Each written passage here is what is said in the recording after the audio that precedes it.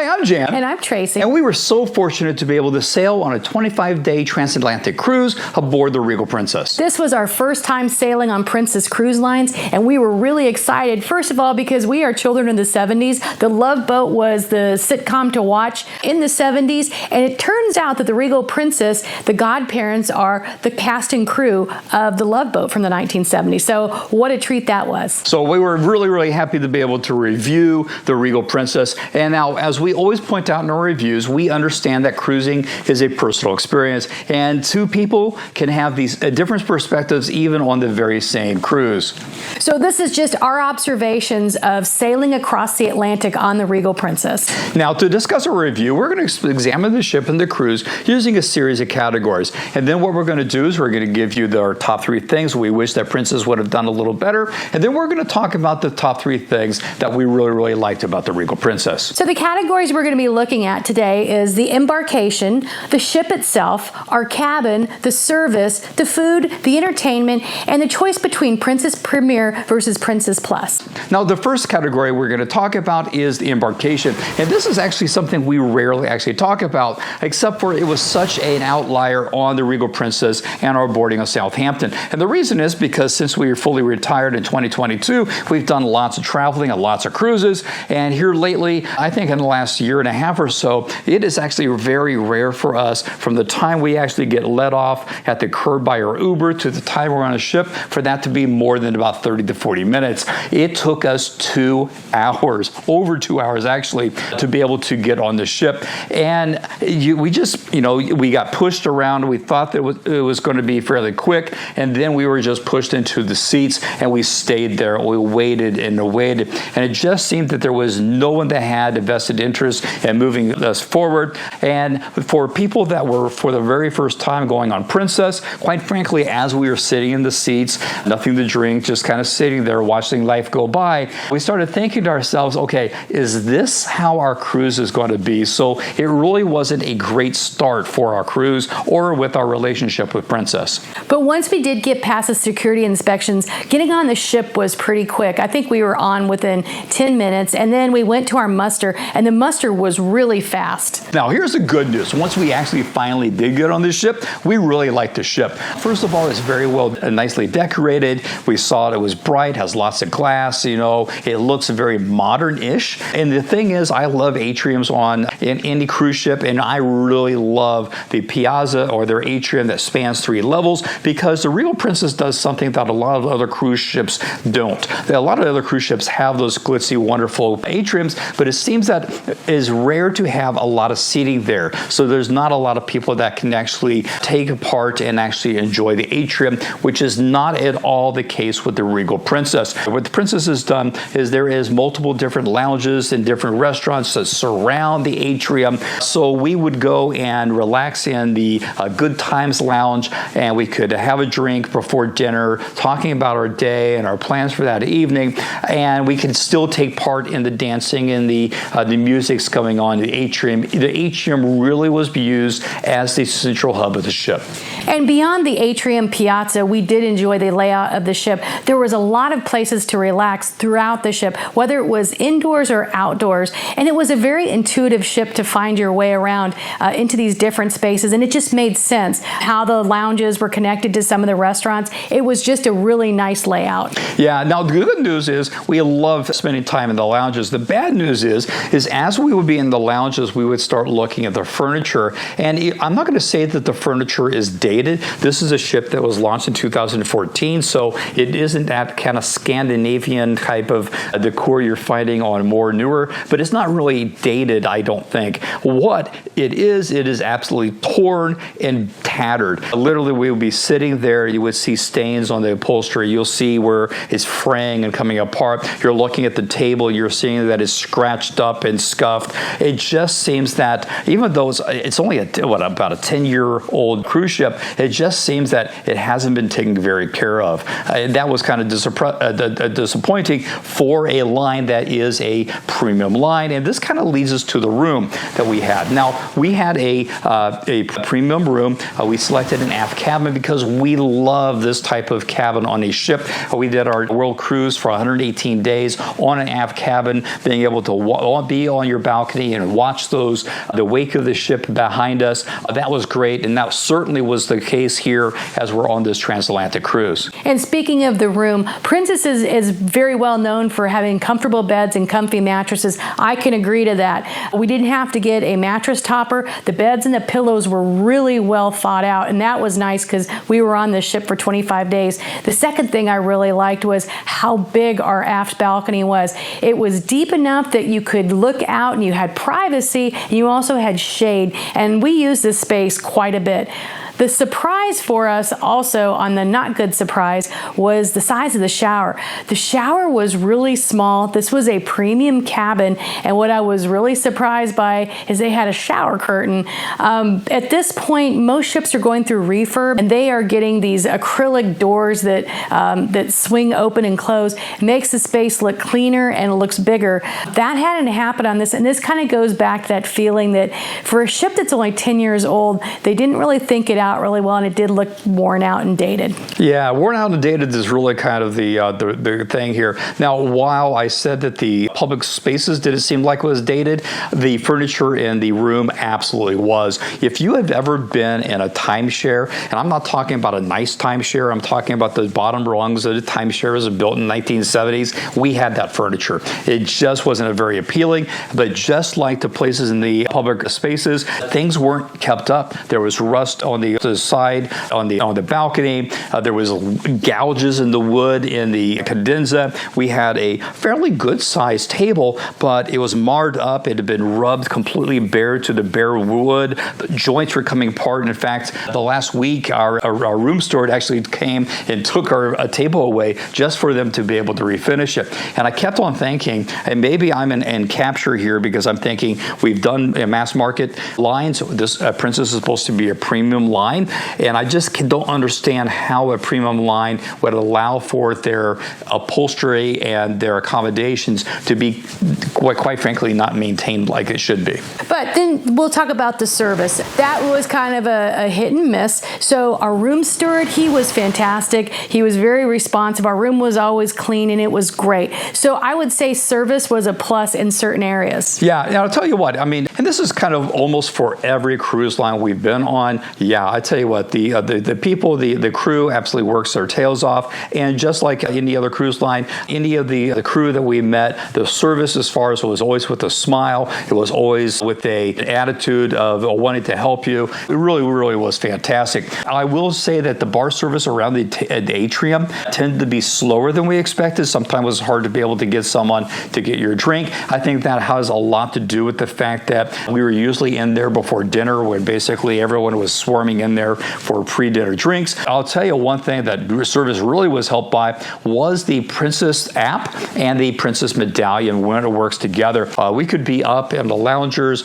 just kind of hanging out, and I could use my app and medallion and be able to order food and drinks and have that delivered to us usually within about 20 minutes. Anything that we wanted, that was fantastic. And it was free. And it was free, yeah. Overall, we thought that the service was very good, exceptionally good in the main dining room. We had originally started out in a shared table at a later fixed time, but we ended up choosing private dining where we were just together, but we ended up in the same booth every time, which meant that we got to meet our waiters every night that we did common dining, and it was fantastic, and they were really, really good. Yeah, why this is kind of for us is because we've always been those people that did anytime dining, and I think it was due to this really good wait team we had in the main dining room that I think we might realize we're kind of fixed time dinner patrons, because it really was great. Now, the problem was in the main dining room, it had nothing to do with the service, which, as we just said, was fantastic. The problem was the food. And we've heard people rave about how food as Princess is absolutely first rate. It's a premium line, but honestly, we were really disappointed. The food in the main dining room, quite frankly, had very little flavor. It was blah, and when we look at any of the cuts of meat, they just were low quality meats. Usually they were tough. They just weren't very good. Now, the good news is usually on a main dining room, you have on the left side or the right side of the menu, you have your always available menu. That's always your safe bets. These are the, 2 or 3 things that aren't really fancy, but they're always going to be good. That was not a reliable option. The reality is we just did not go into the main dining room. And quite frankly, if it wasn't for our great wait team and the great couple that we met from Utah that was next to us, we probably would have never actually ate there again.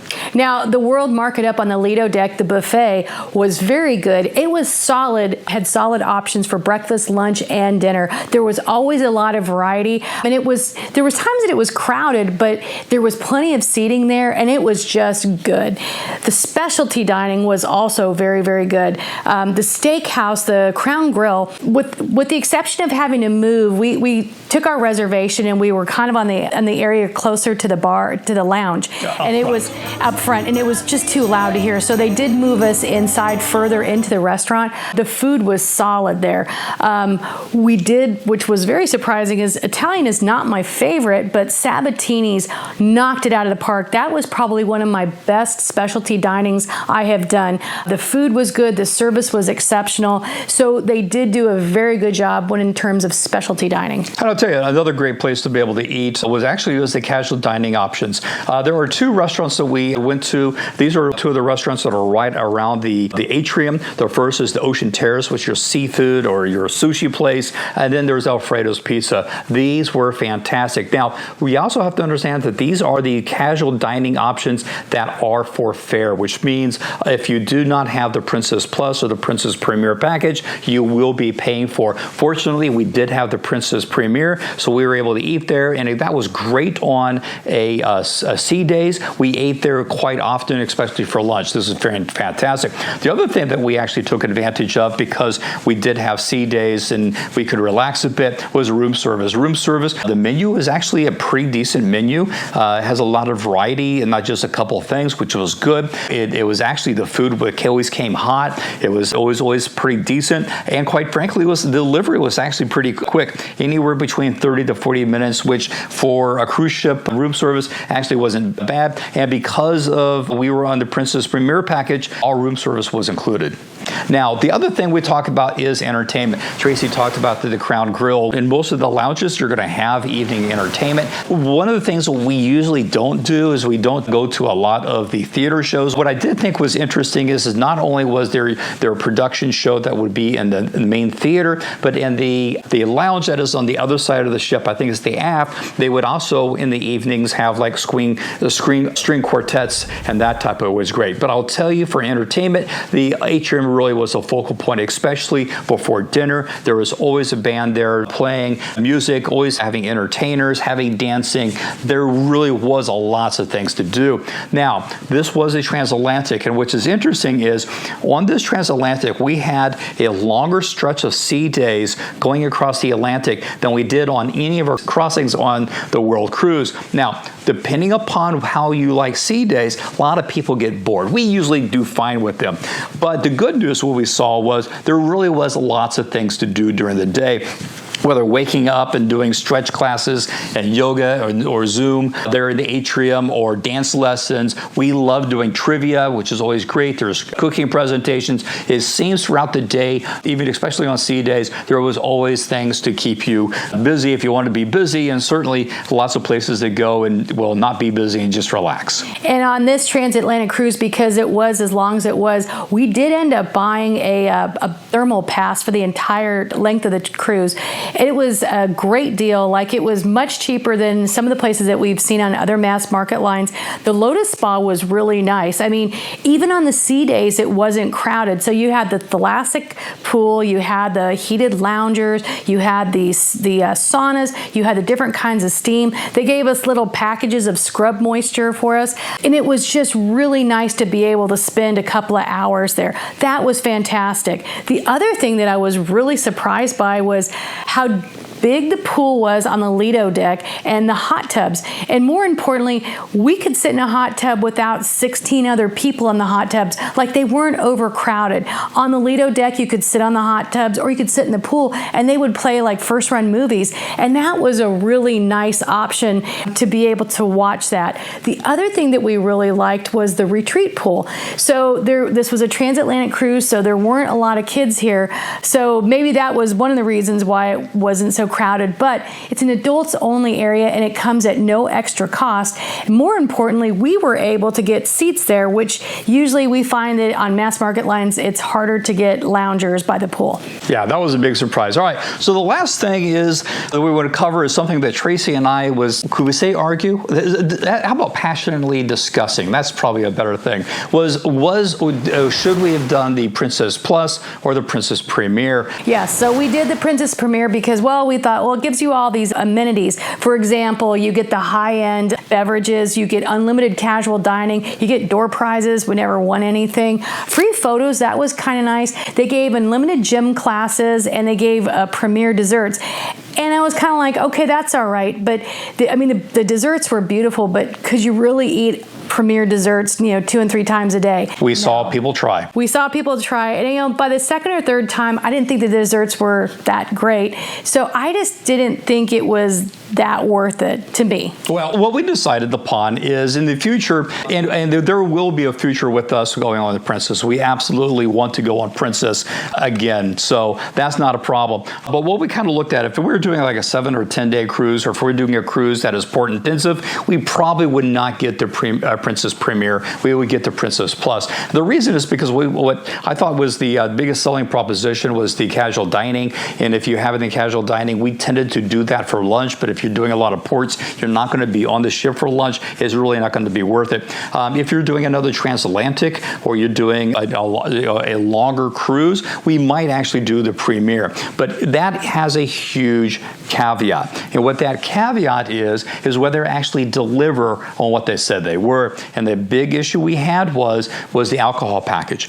Now, we don't drink a lot. We do like to drink well. I like to have high-end bourbons and high-end scotches. That's nice. If you don't drink much, you can drink some good stuff. And one of the things that appealed to us was that you do get the higher-end liqueurs and whiskeys with the Princess Premier. We were very excited about that. We saw the menu. The problem is as soon as we got on the ship, we order whatever drink we wanted. We were told that it was out of stock. And what we found was almost all of the premier liquors that were on the menu, that was on what's supposed to be your package, actually wasn't available. So that really kind of seemed like a bait and switch for us, that you pay for something that, quite frankly, you're not going to get. And I understand if it runs out halfway through a crossing, but we're like an hour out of Southampton and they're already out. It just wasn't good.